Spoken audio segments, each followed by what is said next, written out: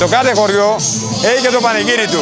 Αρχινάμε εδώ γύρω στην περιοχή από το Θάρι, που είναι του Κωνσταντίνου και Ελένης. Σε Αγίας Μαρίνας στις 17 Ιουλίου, 21 Ιουλίου τον Άγιο Φιλίμωνα στην Αρνήθα, διπλανό χωριό από εμάς. Στις 25 Ιουλίου την Αγία Παρασκευή. Τώρα είμαστε στην Καταβιά και είναι το πανηγύρι της Αγίας Παρασκευής, το οποίο διαρκεί 3 ημέρες. Αύριο το πρωί, άμα θέλετε θα έρθουμε και παρέα να φάμε το κοφτό το μακαρονάκι με την κατσίκα την γιαχνιστή.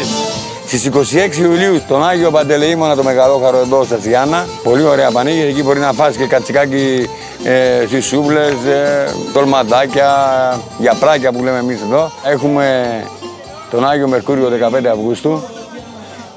Έχουμε στις 6 Αυγούστου ξέχασα τη Σωτήρος που γίνεται εδώ στην παραλία Κιωτάρη. Και στις 28 Αυγούστου ένα τρομερό πανηγύρι στη χωριό Προφίλια, μέσα εδώ στο Πευκόδασος. Πανηγύρι Σεπτέμβρη είναι η Παναγία Σκιαδενή.